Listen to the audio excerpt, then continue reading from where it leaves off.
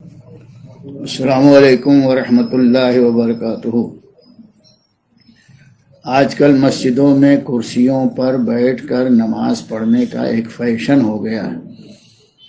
گھنٹوں کھڑے ہو کر باتیں کریں گے، گھر سے دوڑتے ہوئے مارکیٹ جائیں گے، سب کریں گے، اور مسجد میں آئیں گے تو کرسی سنبھال کر چیئرمین بن جاتے ہیں۔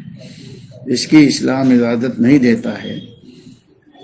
مسئلہ یہ ہے کہ قیام بھی فرض ہے، رکوع بھی فرض ہے، اور سجدہ بھی فرض ہے، تکبیر تحریمہ کھڑے ہو کر کہنا یہ بھی فرض ہے۔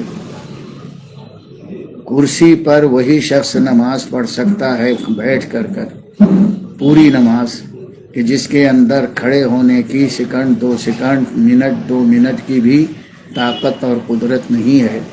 نہ وہ رکوع کر سکتا ہے، نہ سجدہ کر سکتا ہے۔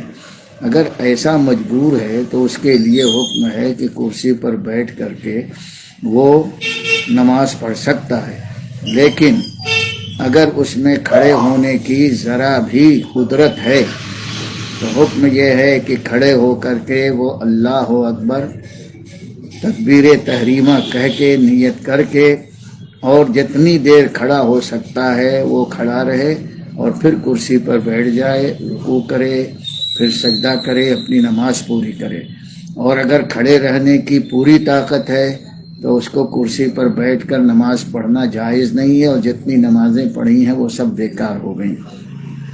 اس کے لیے حکم ہے کہ کھڑا ہو کر تکبیر تحریمہ کہے، پھر سورہ فاتحہ پڑھے، پھر سورہ ملائے، اور اس کے بعد پھر رکوع کرے، اور رکوع کر کے اگر سجدے کی طاقت نہیں ہے تو پھر کرسی پر بیٹھ کر اشارے سے سجدہ کرے۔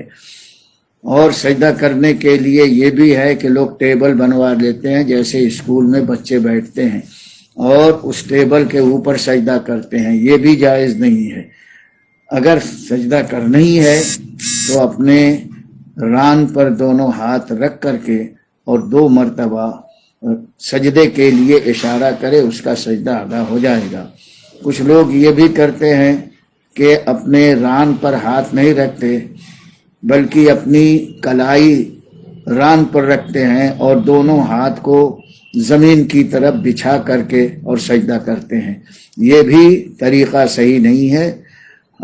سجدے میں ہاتھ کا زمین پر ٹکنا چاہیے، اور اس نے ٹکایا نہیں، ایسے ہوا میں معلق رکھا ہے۔ اب زمین پر وہ ٹکا نہیں سکتا تو کم سے کم ران پر ٹکا کر رکھے، اور اس طرح سے وہ سجدہ کرے۔ یہ ہے اس کا تفصیلی بیان۔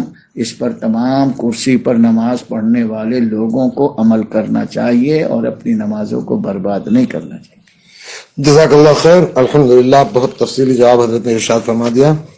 اللہ کرے تمام احباب اس پر توجہ دیں۔ السلام علیکم۔